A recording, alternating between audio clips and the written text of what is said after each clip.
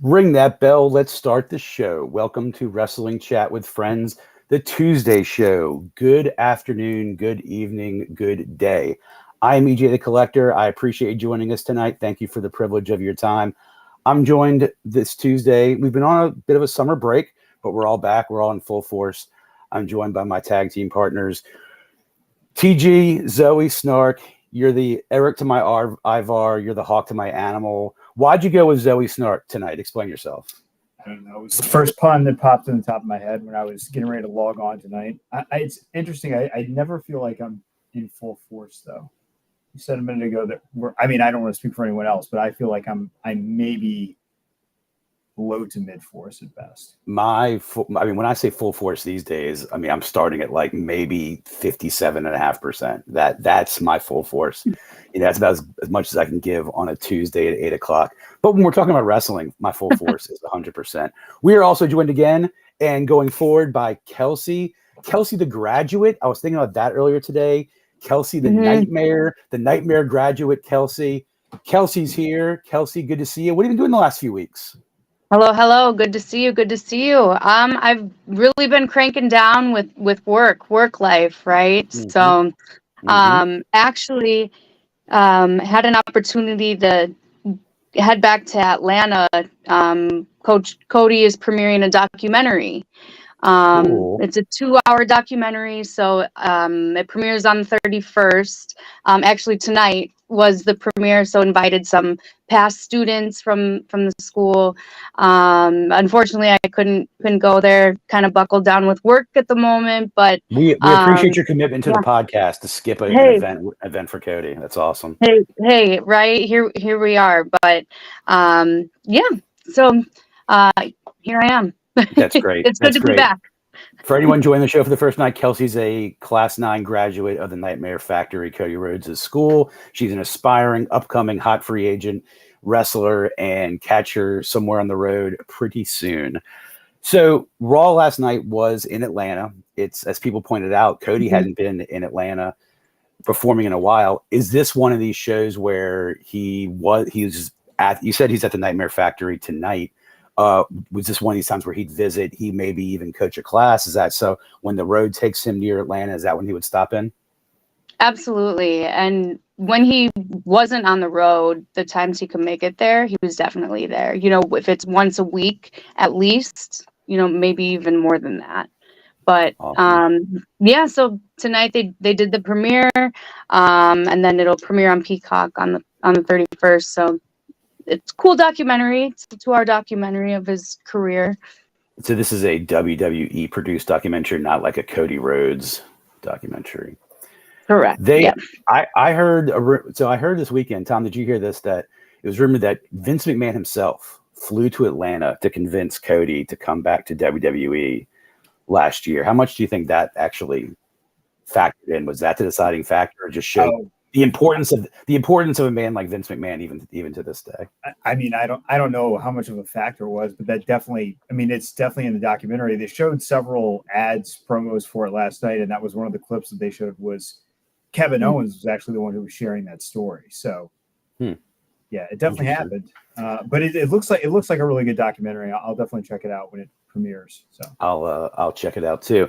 So we've been off for a couple of weeks. Like, we haven't even gotten together since Money in the Bank. I think if we can, remember Money in the Bank, I think it pretty much shook out the way we sort of figured it would, with Priest winning, Sky winning, people retaining, Cody getting over on Dom. Wasn't that what it was? Yeah, there was one surprise on the show that somebody I didn't see coming, which was the women's tag titles changing hands when Ronda was attacked by Shayna. That was random. That was random and seemingly out of nowhere. And obviously they're going to start feeding. Now, Kelsey, was there a surprise moment for you coming out of Money in the Bank, if you can think back that far? Because we're like on the heels of the next PLE, but since we haven't gotten together in a few weeks, what sticks out from a few weeks ago at Money in the Bank for you?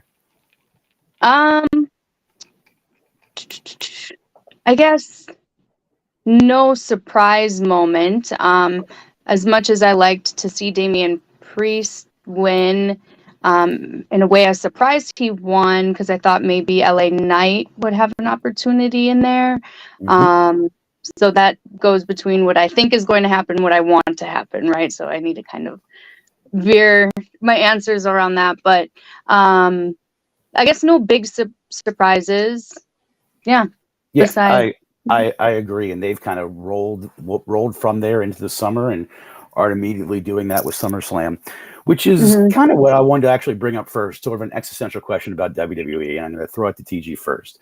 I heard it, saw an interview with Hulk Hogan, and he was talking about how in his day and maybe up through the Attitude Era, the focus of the show was about stars, where he contends now people are more attracted to and are invested more in just the overall production and the pageantry. Now, WWE still has stars, but do you think that the universe that's been created, the sporting universe, going there to see just the whole pomp and circumstance, has that sort of taken over as far as in the individual stars as we have sort of classically thought about when professional wrestling? I think stars are still important, but I think what has changed is that professional wrestling during the heights of the business cycle around professional wrestling, whether it was Hogan's heyday in the mid to late 80s or the Attitude Era in the late 90s when the business was booming, I think that when you have that huge contingent of casual fans, professional wrestling is less of a subculture, for lack of a better word, and more of just a broad-based entertainment product. I think that like just about every other form of entertainment, with the possible exception of the NFL, there is now more of a palpable subculture around professional wrestling. And so I think I didn't see the interview you're talking about, but I think based on what you just relayed, I think his point is that now there is more of a cultural component to it, where you're not just showing up at MSG or the Richmond Coliseum with your kids to see these larger than life cartoon characters. You are invested in merchandise, chants, signs, all of these sort of participatory cultural artifacts that you yourself are embracing to become a part of the show. And this is something that WWE, by the way, has cultivated, because they, especially in the last decade, they have been very, very vocal about the fact that, I mean, gosh, to go back to Money in the Bank, I mean, John Cena's sort of a little bit of a kiss-ass promo that he cut, which I think was totally appropriate, but he was basically just saying, "Oh, you fans are the real stars," blah blah blah blah blah.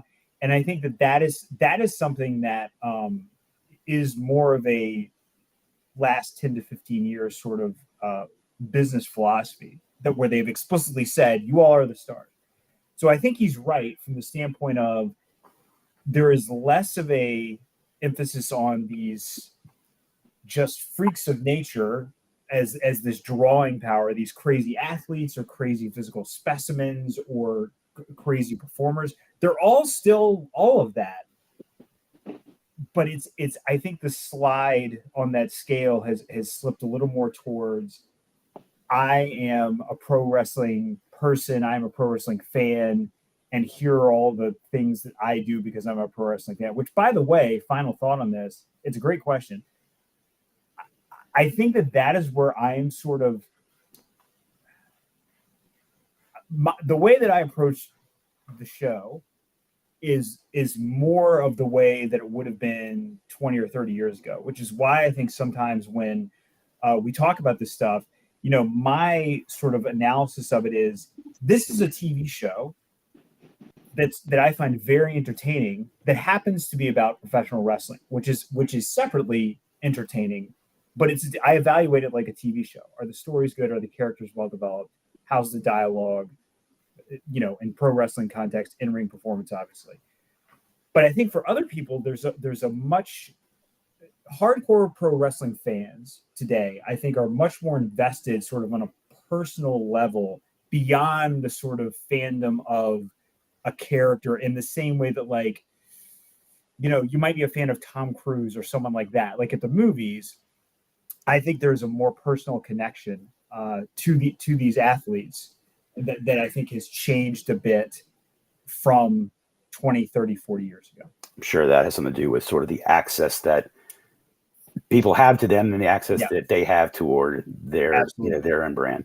Kelsey, you weren't around the 80s, but I'm sure you know that they, pretty much it was your cavalcade of your Hulk Hogan's, your Andre the Giants, your Junkyard Dogs, your Iron Cheeks, these characters. Have you noticed from, your days of watching the Attitude Era, kind of along those lines of what Tom said, and is WWE responsible for sort of creating that tribalism a little bit in creating somewhat predictable?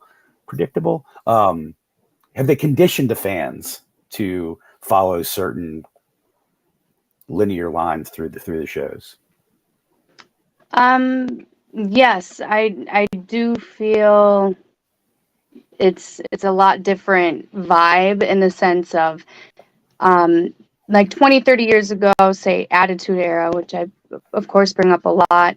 The people that were invested then aren't as interested in the modern vibe now, which is more focused on that entertainment, sport entertainment, I feel. I guess, for example, a match last night, with Alpha Academy, that was a great match in the aspect of entertainment.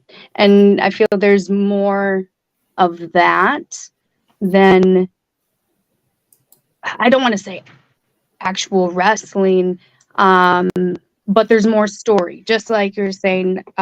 There's more story to it. You're invested more into the story line of it than the sport. It's sport entertainment, right? But it's more focused on entertainment opposed to the sport now. Yeah, is my feel. Yeah, I mean, as the only one who saw this interview, Tom, I'll say it's also very likely that Hogan was just trying to put himself over and said that, if the fans are, haven't been invested in a single person since him, that's probably entirely possible that he thought that way too.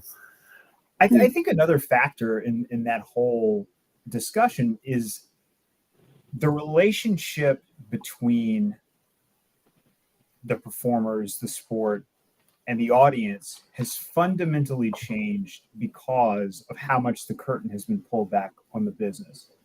So because even up until, some point, I would say probably until about 20 years ago, yes, most people sort of understood that there is a choreographed aspect to the performance. It wasn't as out explicitly that this is kind of what's going on. And now you'll see stuff even within the parameters of like the show itself, where they're comfortable doing things that at least allude to the fact that some of what you're watching is not that there are characters. Let's put it that way. So for example, when they do a lot of the charity related stuff, 30 years ago, it would have just been baby faces who appeared in that capacity on television. And now they're just like, oh yeah, sure. You can see somebody cut a heel promo in segment 2. And then between segment 6 and 7, they're showing a Be a Star event. And that same heel is participating and giving a speech about why bullying is bad. Great example. And we'll get our Bray Wyatt getting here. Bray Wyatt's doing Make-A-Wish, after vanishing and disappearing on a show. So yeah, I totally get what you're saying. Yeah, no doubt about it. All right, well, since we're talking about entertainment, let's talk about the most entertaining thing that's been happening for weeks. It's the Bloodline. I don't want to go too deep down a rabbit hole with the Bloodline tonight, so I'll just throw this question out to both of you. And so the Civil War is still raging. There are basically 5 main characters now: the Usos, Roman, Solo Sikoa, and Paul Heyman. My question to you, Kelsey, first. We have SummerSlam coming up. It's being advertised as a one-on-one. That has not obviously happened in this entire history of the Bloodline. Who is going to turn on who next? The choices, I think, are it kind of is like, is Solo going to turn on Roman? Is Jimmy going to turn on Jay, or is Paul going to turn on somebody? I thought this before a few weeks ago. There'll be somewhere where Solo turns on Roman, whether it be Roman interferes with Solo's match and causes a loss for Solo. There'll be some type of interference where Solo will turn on Roman. That, in my opinion, Solo's going to turn on Roman and could be in Jay's corner at WrestleMania, could be Roman's opponent at WrestleMania. Who knows? But you're going to say that Solo leaving Roman with the only person he started with, Paul Heyman, when this began. Okay, I can dig that. That's probably maybe my choice too. I haven't given it too much thought. peeling away one by one.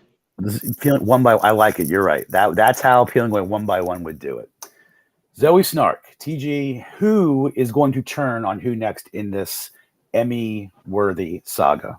I think that you have put the question, you framed it the correct way, which is to say, who turns next? Mm-hmm. Because I think I completely agree with Kelsey. I think that they have obviously planted the seeds subtly and increasingly more explicitly as they move forward of Solo not only turning on Roman, but also perhaps seeing him positioning himself as the next tribal chief, so to speak. And so there's a number of ways that they could do this. I think if I were writing this, so take a step back for a second. The big question is, if the plan is to keep these titles on Roman until next year's WrestleMania, you have to look at, okay, we have to kind of keep these plates spinning for half a year. Yeah, and right, and that only means one thing. If so, I would contend and back and tell me this, and then continue with your thought. If Solo turns on Roman at SummerSlam, then I'd say you'd have to move on from the Jay story, let that conclude somewhere. For this, the plate would be that kind of moves Solo into a WrestleMania, which is why I think maybe that's not the next one. Yeah. So I think to run through this sort of order of operations and to have it stretch out for as long as you need it to stretch out, I don't think Solo eventually will oppose Roman. Right. I would be surprised, not impossible, but I would be surprised if they pull the trigger on that as soon as SummerSlam, because then it's like, okay, now it's everybody on one side except for Roman in terms of in-ring performers, and you've got, Survivor Series, you've got the Royal Rumble, you've got so there's kind of, this is so the status quo might go for a while. There's two ways they can go about this. The scenario where Roman keeps the title, I think you have to play it out, and it seems like it would be unlikely that the next person to turn would turn against Roman, because then all of a sudden he's this alpha heel, but he has everybody else on the other side of the ledger, which I think would be tough to kind of figure out, like, if the heel doesn't have like a support system, how are you going to keep the heel champion for 6 more months? Mm-hmm. So the scenario where he's keeping the title, which I think is the most likely, I think it's something like SummerSlam, he outlasts Jay because he has Solo's help. Jimmy comes back at some point and I think turns on his brother, which right now it seems too soon for that to happen because they just sort of left the bloodline. So I think, again, this is going to get played out a bit as Jimmy is healing.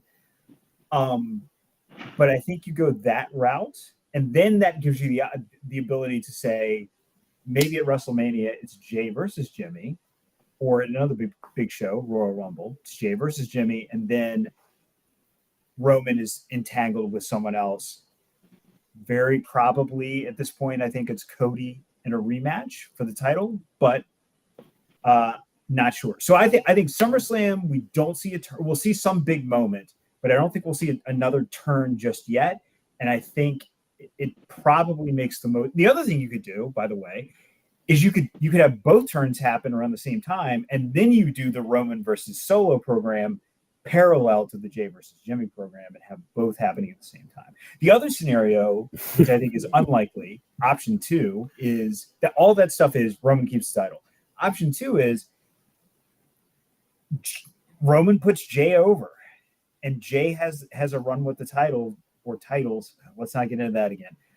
For some period of months, Roman wins it back before WrestleMania, and then ultimately Cody is the one who finally vanquishes him. I don't like that for 2 big reasons, but so I don't think they're going to go that way. But that's another possibility. Is Jay has a run with the title for a few months, and then they put it back on Roman before Mania. I like to see the next turn be Paul leaving Roman for either the Usos or just Jay. I think maybe in the future, maybe him with Solo.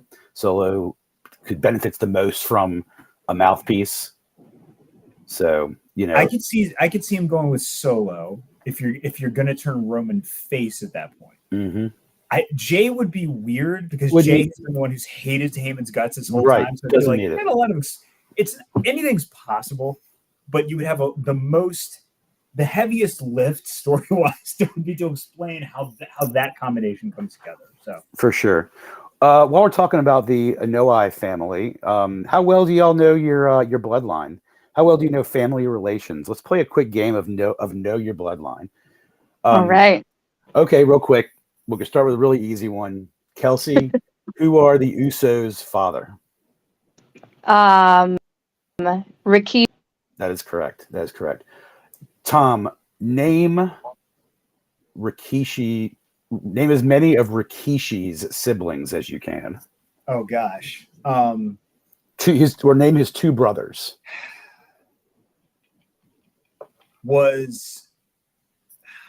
This is where we get into trouble here. Mm-hmm. Was Umaga his little brother? Umaga was his little brother. That's correct. And Rikishi also has a twin brother. Oh, he does. Oh, because they were the head. Yeah, head shrinkers. Head shrinkers. His brother went by a lot of names, but the most popular known as. I can't remember. The Tonga Kid. The Tonga Kid was a twin brother. They looked alike. This is Rikishi. Rikishi looked much different than he does now. He looked like the Tonga Kid still does now. Okay, so we've got that. So if by that, how well do you know family? What actually is Roman? So who's Roman's dad? So who knows Roman's dad? Does anyone know Roman's dad? Roman's dad is it is. Oh, I can't remember. I believe it's Sika, one of the Wild Samoans. That's right.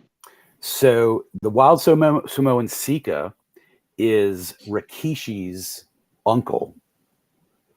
Because Rikishi's mom was Alpha and Sika's sister. Rikishi was wounded in a drive-by shooting in Los Angeles.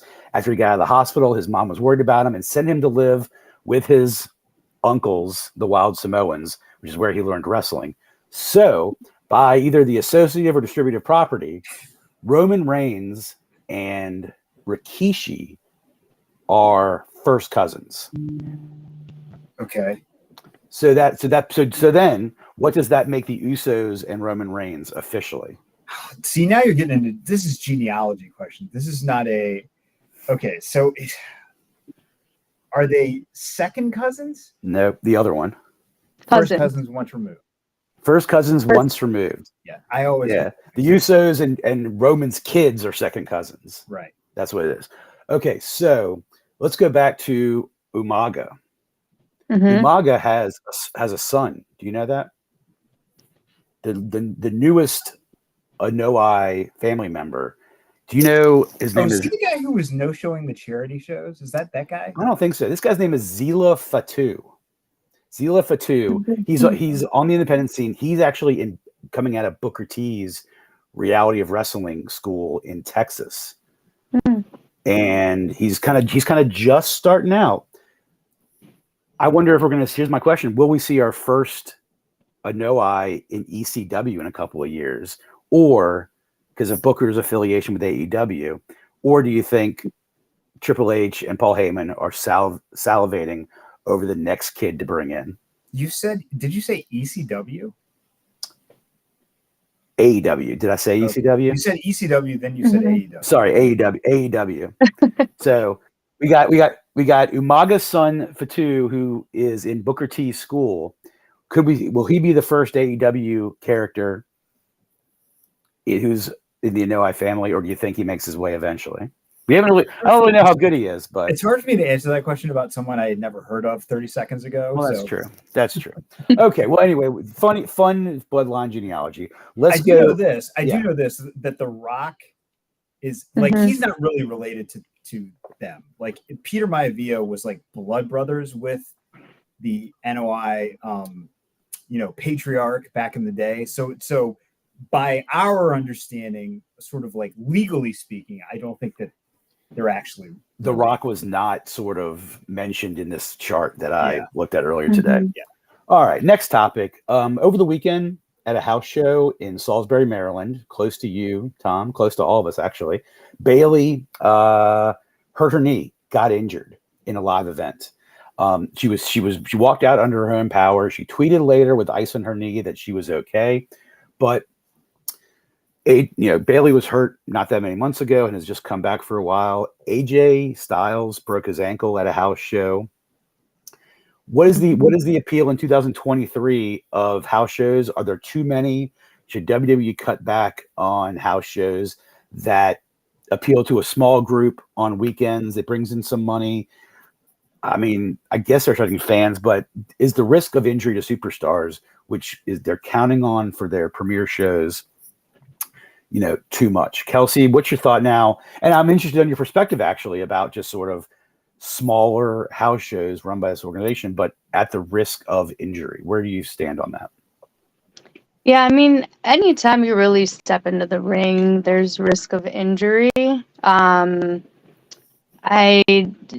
mean, if you need to step in more often, I mean, so for example, Bailey's injury, Asuka had slid into her leg, which Bailey then hyperextended her knee. It's unfortunate, but that's the risk of contact, entertainment sport. Anytime you do step in, it could be practice or it could be your match. You never know what can happen. So yeah, that's kind of my take on it. When you have injuries like Bailey, she did have that ACL tear, I believe, a few years ago, and she's had those issues. So you could say, oh, maybe particular moves you don't do, but this was something where Asuka just slid into her knee and it hyperextended. That could be something that could happen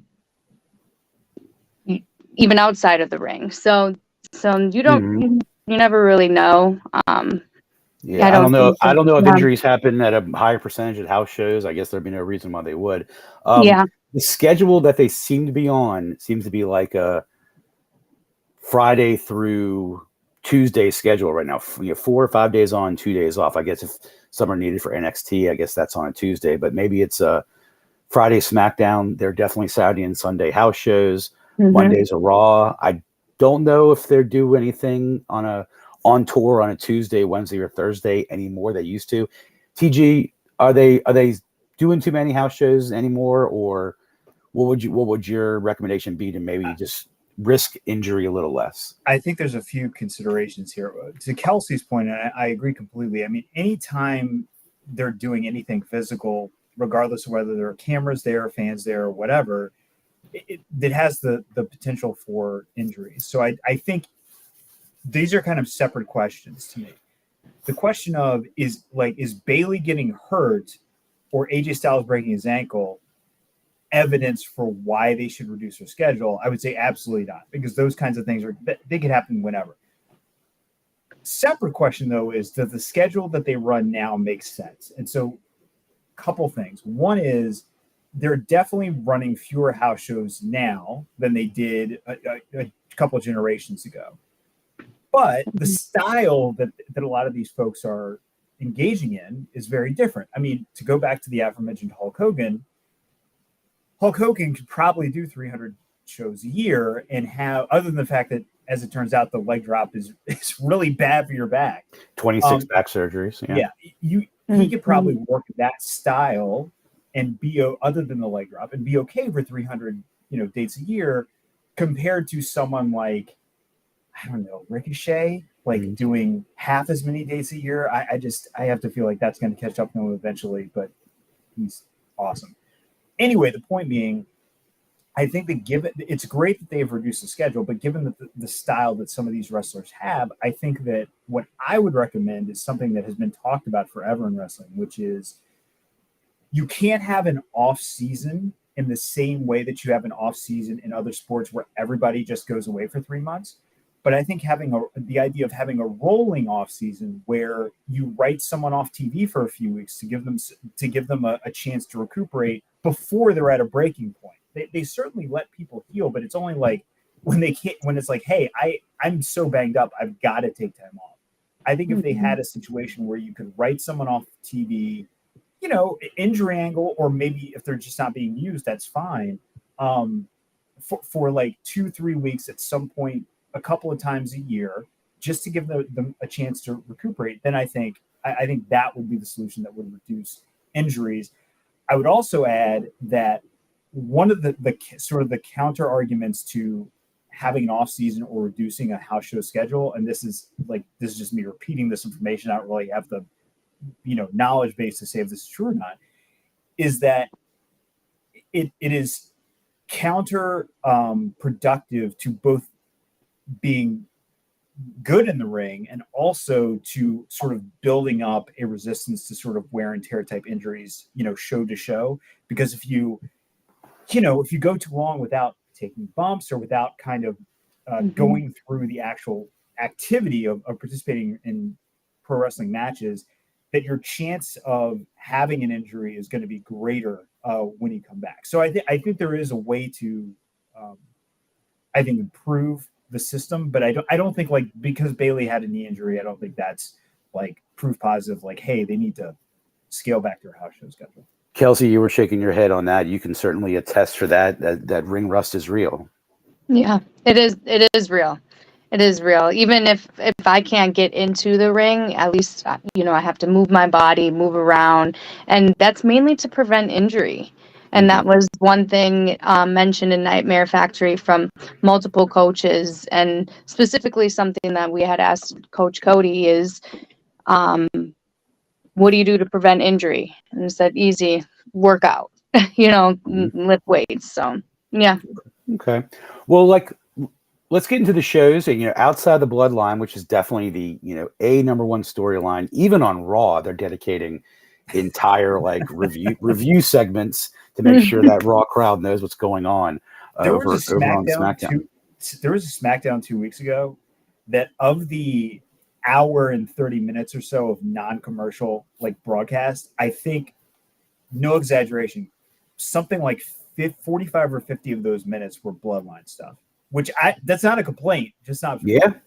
Yeah. I mean, but what I'll give them credit for is, and I thought this a handful of weeks ago, that outside of the Bloodline, there was one or two intriguing other storylines, but they were having trouble sort of getting one that sort of will capture an audience sort of en masse. I think they've done a better job. I think you can look down the line and see, certainly on both shows, a decent 2, 3, 4, at least 3 or 4 that are intriguing enough that would make you want to watch. So what I want to do, I want to toss out pairs of feuds and have y'all tell me which one intrigues you more and give me your thoughts on it. Okay. First one, we're going to start with TG. Here we go. AJ and Karrion Kross, or whatever B is. I was going to say Gunther and Drew. Yeah, I mean, I think that I would say of those two, Gunther and Drew is the more intriguing one to me, even though I think the outcome is probably more certain. It's more intriguing because McIntyre's been off for a while. Those guys, along with Sheamus, had an incredible, really, I don't think we large talk enough about how entertaining that match was at WrestleMania. I mean, just that style of match, that's about as good as I've seen that style of match be performed. It's gonna get top 3, as far as PWI match of the year. It's one of my favorite WrestleMania matches ever, and it was fantastic. So I am very much intrigued about the possibility of those two guys having a one-on-one match for the title, even though I think it is extremely likely, appropriately so, that Gunther will retain the championship. I don't dislike Karrion Kross, and obviously AJ Styles is incredible, but I think that they've had so many sort of fits and starts with his character development and his push. I mean, he I don't want to use the word cursed, but going back to his initial call up, it just seems like on paper, I wanted to get excited about him, his character, his presentation, all that. And it just seems like it just hasn't clicked for him. So I'm more excited about Gunther and Drew for sure. Kelsey, Gunther and Drew, or AJ and Karrion Kross?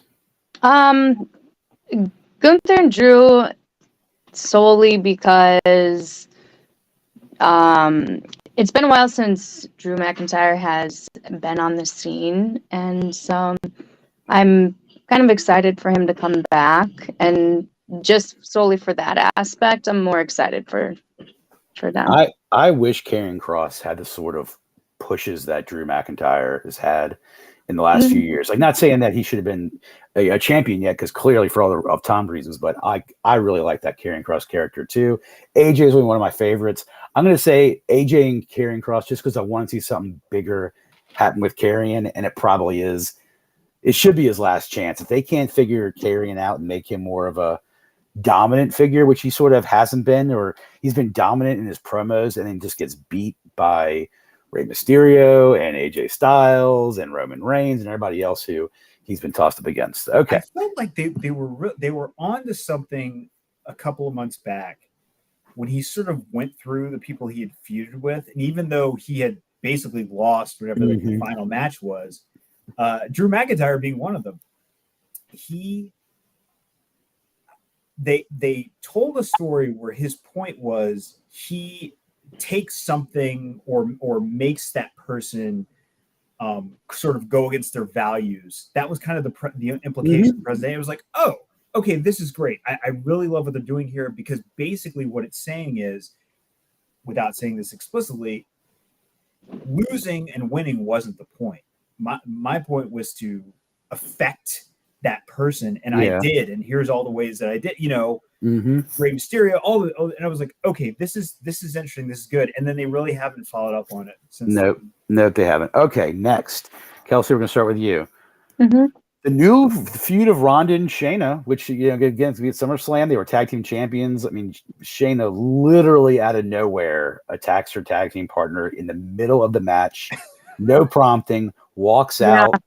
Pretty standard Ronda thing to do, and they lose their belts, and they've been beefing with each other. So they're going to face each other at SummerSlam. Ronda and Shayna, or what did I write down? Or this really excellent feud, I think, with Becky Lynch and the combo of Trish Stratus and Zoe Stark. Which one are you more intrigued about, looking forward to the most? So yesterday, Ronda, I don't think she's the greatest on the mic. She cut a decent promo yesterday. No, you're right. She is not the greatest on the mic. I think we can all agree. Yeah. Greatest? Not the greatest, but she had a couple, lines yesterday with Shayna. However, what's more intriguing to me is the Becky Lynch and Trish feud. That's more intriguing to me. So, we'll see what that brings, and, maybe it'll trail into more, something different. Maybe, I know we've mentioned a few times, maybe it brings back, like Lita. Lita, Yeah, you know, you yeah. never know. So like I know we've mentioned that, but I think there's more to the story. There's always more to the story, right? That's what it is. So Trish and Becky Lynch feud is more intriguing for me. I will always be intrigued with something that brings a possibility of bringing back Lita, no doubt about it. These are two Raw storylines. Zoe Snark, which one are you going to go with your namesake, or are you more excited about two of the baddest women on the planet going after it? I'm almost surprised myself of what I'm about to say, but it's actually Shayna and Ronda, and I'll tell you why. I think that the Trish and Becky storyline it's been well done. I think that Trish, her heel work during this story has been really good. But what's fascinating to me about the Shayna and Ronda thing is I can't think of a single story that I've ever seen in wrestling where you had tag team partner attacks from behind the other tag team partner, and the one who attacked from behind is being treated as the face. That we are in uncharted territory here, where Shayna just comes out and it's just like, hey, you can't even talk. You walked right in the back door of this company, you got everything handed to you, and the crowd is like, yes, finally someone is saying this stuff on TV. For that reason, I'm really interested by this, and this is something. So one quick tangent on this to go back to sort of the kind of weird stuff that happened around the tag titles. Apparently, Ronda has like an exit date that she's been planning for WWE, and she, in real life, of course, she and Shayna are friends, and she's wanted to do a program with Shayna to sort of elevate Shayna. All that makes sense. But when Ronda got hurt, you may remember she got hurt like right before they wound up winning the tag team titles. That compressed everything. And really, I think in hindsight has hurt the women's tag division, because the plan was, like, they talked about this on TV, but this is legit. The plan was they wanted to win those titles and then have like some long-term programs with other women's tag teams to sort of elevate the division and establish other teams. And they had to microwave everything and rush it because Ronda was like, look, I really want to get to this feud with Shayna, and I've got to leave by this date. There's some rumors that maybe she wants one last match in UFC, especially now that there's a relationship between the two companies, to be determined. But the point is there is an exit date. And because of that, that's what apparently led to sort of the very abrupt and bizarre, sort of turn. And I think that the thinking at the time was, okay, what do we want Shayna to be once Ronda leaves? After however this feud concludes, we want to set her up as like just a badass heel. Mm-hmm. Okay, great. And then it's like, but the crowd's like, no, we love what you're saying. Sorry, right. We're gonna cheer for you. So for that reason, I'm really interested to see where this goes. That's interesting. And the two that they lost the titles to, Raquel and Liv, they dropped it last Transitional. night. Yep. Yeah. I mean, obviously, I don't, probably compressed or something, but Raquel looks like is going to be on a collision course with Rhea Ripley, which leaves Liv, kind of, who knows? We all cheer for Liv here. We're big Liv fans. And Liv will just sort of get back into that mix, but good things I think are always for Liv on the horizon. Okay, so we have different spins. I'm not intrigued by Ronda and Shayna, but I do, especially if this looks like an opportunity that Shayna is going to kind of maybe even go over, especially if Ronda's leaving. I've always been a Shayna fan. I'm not a particularly huge Trish fan, but I am a Becky fan, so I'm intrigued by both. I want to see. This also seems to be a good program for Zoe Stark. I mean, that program so far appears to be with Becky taking a loss from her, with Trish, being there with her. This seems to be a big way to kind of get Zoe Stark over. Whether she was the right one from NXT right now to sort of get the premier spot, I don't know. Like, Indy Hartwell got hurt. That was probably an opportunity. I think someone in not Toxic Attraction. Who were the JC Jane and Yeah, it's Toxic Track. Okay. What are those two guys who wear the half shirts called? What's their name? That's Pretty Deadly. Pretty Pretty deadly. Deadly. They're very different. Attraction. I get those two names confused. So yeah, Zoe Stark is an excellent wrestler. I just think they have so many on the roster. You know, not that Maxine Dupree is getting some run. I miss the days of Piper Niven being back. Maybe she's hurt. But I always like Piper. So anyway, all right, let's get to another one. Something I think, TG, you're gonna like. We're gonna throw it to you first on this. LA Knight and Austin Theory. Mm-hmm. That seems to be what's happening. Or Logan Paul and Ricochet. Oh wow. That's a good one. For me, it's Logan Paul and Ricochet just because I want to see that match. I said before, I will say it a lot. I've never, all of wrestling history that I'm aware of anyway, I've never seen a better high flyer than Ricochet. A young Rey Mysterio maybe at one point, but I think you're right. It's just crazy the stuff that he just does as almost casually that for even another high flyer would be like a high spot, and he just does it casually.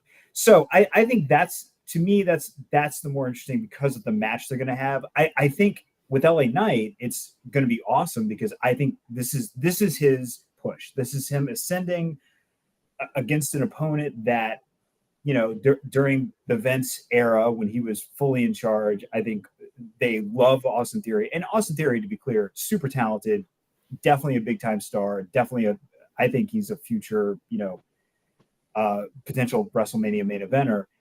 But I don't think Triple H sees as much in him right now as Vince did. And LA Knight obviously is super over, super hot, correct call to push him now. And I think he wins the title down the road, which I'll cheer for. But this match between Ricochet and Logan Paul is more intriguing to me. Kelsey, you from a match standpoint and technical wowness, is it Logan and Ricochet, or is it sort of a story of a star getting his due in LA Knight and Austin Theory? Which one are you more intrigued by? So the Austin Theory LA Knight, Austin Theory I feel is kind of has been stuck in neutral, maybe. Is he stuck in neutral forever? I don't know. Maybe this match with LA Knight will put him out of neutral. Is it more intriguing than Logan Paul and Ricochet match in the aspect of the match itself? I agree. I feel that it will be a good match because, yes, Ricochet has that athletic ability, but also, I don't know how will it go with Logan Paul. There's been some concern, of course, with him not having as much experience in the ring, and safety wise, not having that experience. If there's a moment where you need to improv or keep your body safe and do something, he may not know how to do that. But I do think it will be an entertaining match. But I kind of feel I know what to expect out of that because of the history and because of what they both bring to the table. So, maybe actually the Austin Theory, LA Knight, thinking about it now, maybe that I would say I'm more intrigued in that, in the aspect of, will Austin Theory be pulled out of neutral? I am looking of those two matches, the Ricochet Paul. I mean, is this what Logan Paul was born to do? The answer may be yes. Yes, he has not had traditional training. He has not gone to wrestling school, but of the matches, the few matches he's had and the few matches he's had, he has basically pulled everything off. There was a rough spot in the Money in the Bank match. Ricochet and Logan were on the rope. Some of it was probably dumb luck that they both turned out okay. They both were able to turn their body. Ricochet was able to help Logan probably a little bit on that move. But yeah, Logan's done some stuff that you would think he would have already found himself in that situation. And probably luck, but some just natural ability. He's avoided it yet. Tom, is this what Logan Paul was born to do?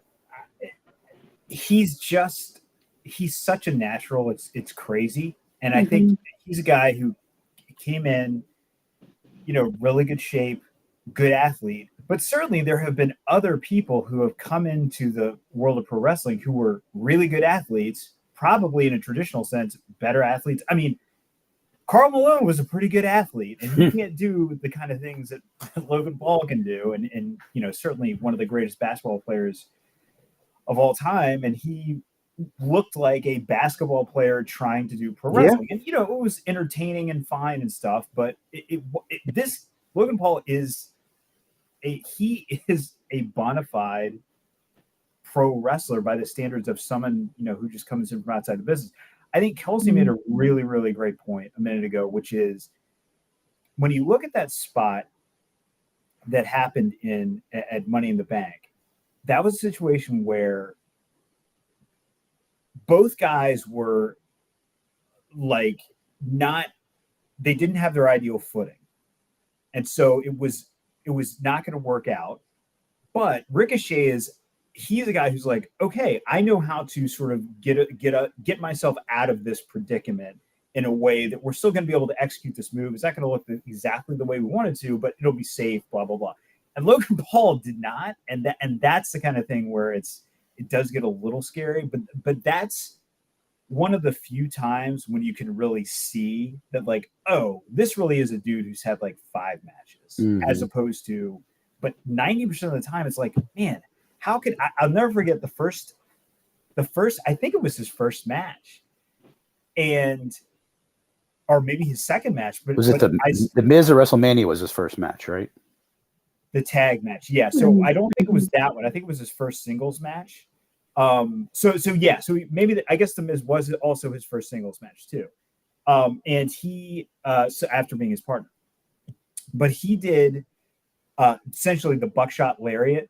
And I was like, he does that move better than Hangman Page does. As good, if not better. Yes, he nailed it.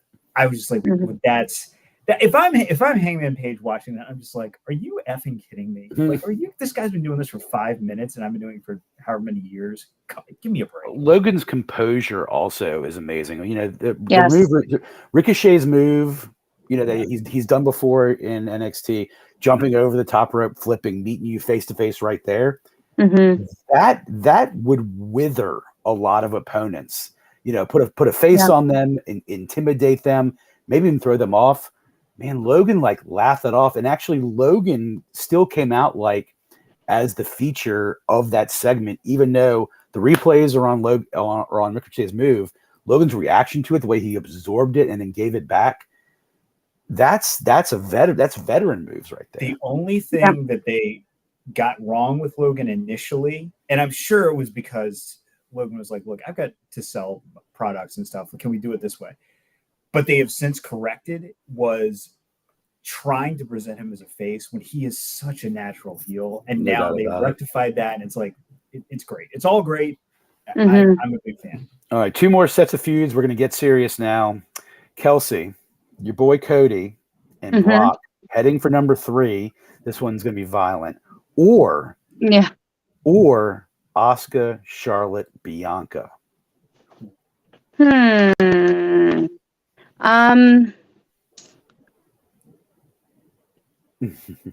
did this to you on purpose. I want to give you a really tough one to see to see where your loyalty lies. Right. This is a I'm just thinking about it in the aspect of that 3-way match. Okay. Well, there's 3, Asuka, Bianca, and Charlotte. So much of me just veers towards the Cody Rhodes, Brock Lesnar, which we know it'll go down in typical Lesnar manner with his brief beat down. He's had his beat downs with Cody, and I guess in the sense of what I want to see, it would be that. I'm gonna be totally biased with the Cody and Brock match. Cody's gonna get suplexed I so think many times. I know, and Brock has his history of his beatdowns, so how will it end up? I'm not sure, but I do like the feud, and I'm of course more biased for it with Coach Cody being in it. Tom, Asuka's like probably one of the best wrestlers in the last 15 years for WWE. Charlotte may be one of the best of all time. Bianca's been the best of the last couple of years. So this triple threat match they're going to have is going to be amazing. But Cody and Brock's been a great story, and Brock's, I know, one of your favorites of all time. So, like, which one are you more looking forward to? Which one are you going to go to the bathroom before SummerSlam to make sure you're sitting on your couch and not missing? This is a surprisingly easy call for me. You know that my love for Brock Lesnar is equaled only by my fear of Brock Lesnar. Yeah. So that's saying a lot. But for me, it is the women's match for sure. And here's why. 2 reasons why. Number one, I'm going to love, of course, we'll love the match. Cody's great. I like everything about Cody, except for the one thing that we always talk about is his soliloquies are a little overwritten. What'd you think of his speech Monday? I didn't love it. I didn't love it. I don't like that he brought up hard times. I'm just like, come on, man. His mom was in the front row. I know his mom was in the front row, and so was Brock. And I'm glad that Brock knew that. So she could get a front row seat to the beating that he gave his son. Everything else, Cody's work is incredible. His character work is incredible. And I will also say, as we said before, Cody is absolutely unique in mainstream major pro wrestling in 2023, which is that he is a white meat, pure babyface who is as over as anybody in the company. I mean, that is just a huge, huge testament to his skill, which is top tier. The reason that I'm more interested in the women's match, 2 reasons. One, I'm all about story, and they still have not explained, like, okay, what's Brock's issue with Cody? Like, there's 0 explanation for that. He attacks him right before the tag match, which, by the way, memo to Shayna, it's like, it doesn't really make sense to attack somebody in the middle of a match. Like, that doesn't, it's like, if you're going to do it and do it at the beginning of the match, and, whatever. Anyway, but then there was like, we were sort of promised that there would be an explanation, like why Brock did this, and of course, like, there's been nothing. So the fact that there's like, as good as WWE is with storytelling, by and large, that to me was a big whiff. And in terms of the matches have been great. I've enjoyed it a lot. I'll enjoy the 3rd one a lot. But that missing piece for me, as somebody who's super story focused, like that's a little bit of a negative mark. And the other thing is just the fact that you've got the Io Sky Money in the Bank cash in play increases the number of combinations of like what's the unpredictability of that story unfolding in the women's match. So for me, it's actually the women's match. As much as I love Brock, as great as Cody is, I think I'm a little more in tune with the second one. I'm definitely excited to see, like, Bianca's had a lot of roadblocks thrown up on her, but I think she is the future of the company. So it'll be interesting to see if she kind of comes out of this unscathed, or if Asuka's going to continue with the title. If Charlotte wins and there's no cash in, and it's just like Charlotte wins clean and that's it, I'm going to be extremely disappointed. Well, they got it. They have to give her 15 so she can get to 16 and then get to 17. Everyone knows. I mean, that's eventually going to drag down Charlotte, and might be her legacy. Is these next handful of years are just to kind of get to a record. And then, are they going to bring 78-year-old Ric Flair out on Raw to celebrate with her? Like, who knows? Here's something quick tangent again. Here's something I'm.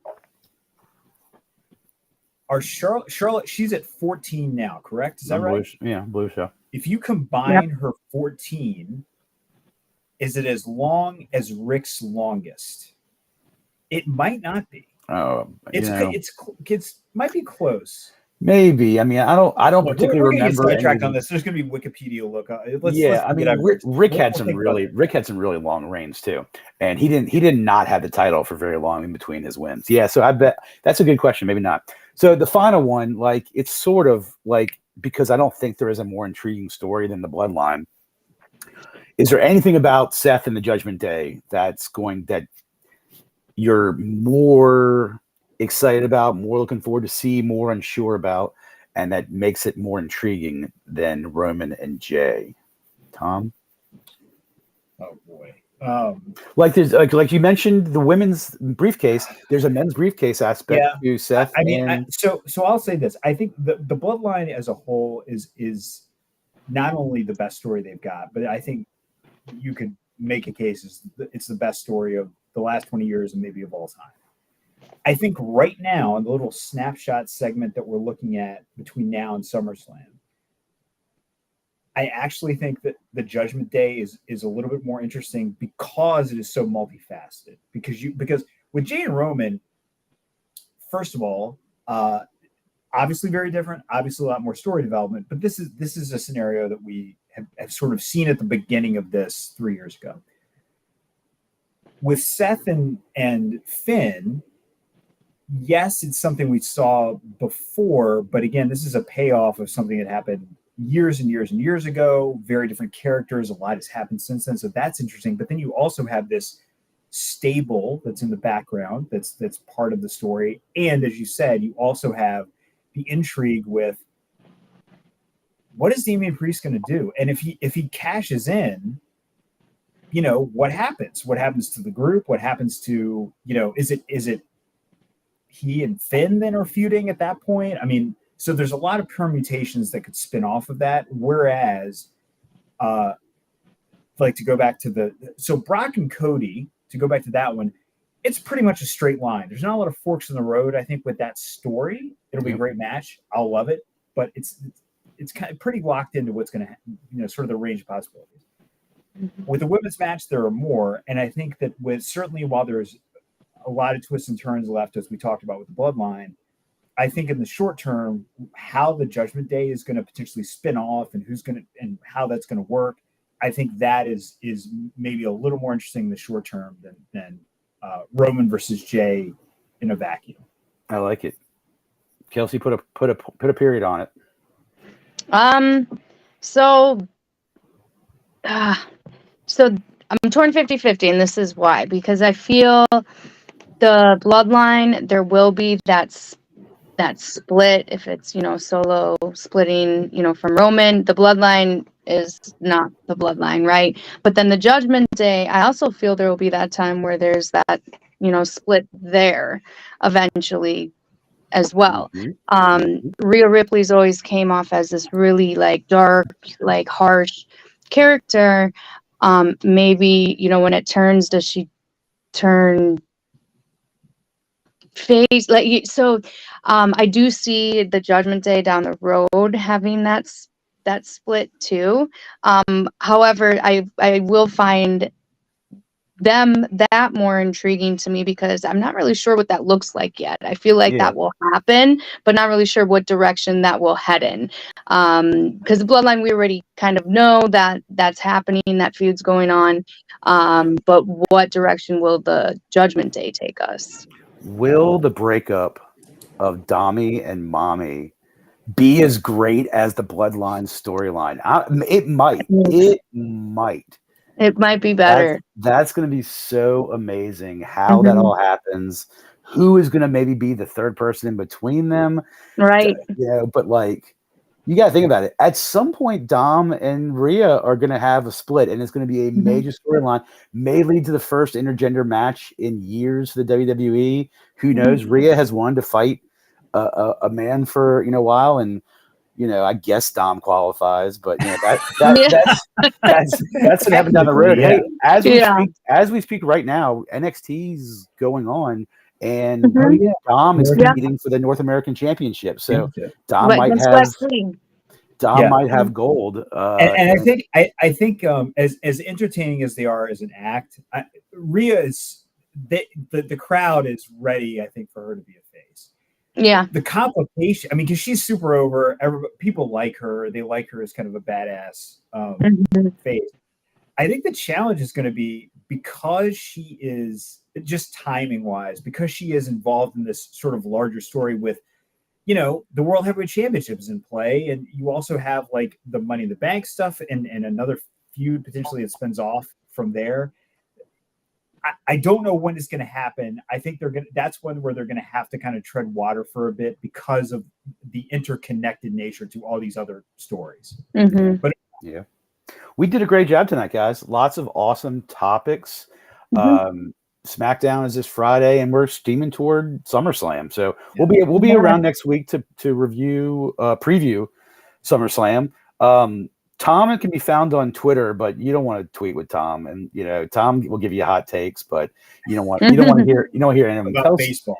Yeah, right, about baseball. Athletics. How about our producer and our mentor Cheats getting great access to the All-Star game with his Black Baseball podcast?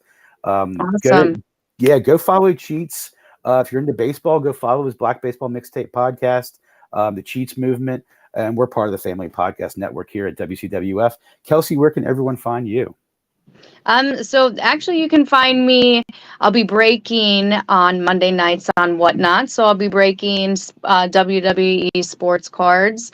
We break a lot from the Panini collection. And actually tomorrow, speaking of baseball, I'll be doing a baseball break in preparation of it. Well, that's tomorrow night. So that's where you can catch me, and you can catch me here on Tuesday nights, right? So that we're here wrestling chat with friends. You can catch me here as well. Yes, you will be here next Tuesday. We will all be here next Tuesday, and we're everywhere you want to find us: YouTube, Facebook, Twitter at WCDF Pod. For Kelsey, for Zoe Snart, TG, for Cheats in the booth, even though I'm running the booth tonight. We'll see you next week, Wrestling Chat with Friends, and catch us Thursday. We'll talk AEW New Japan as well. So, guys, thank you. Appreciate it. We're out of here. Peace. Good night. Night.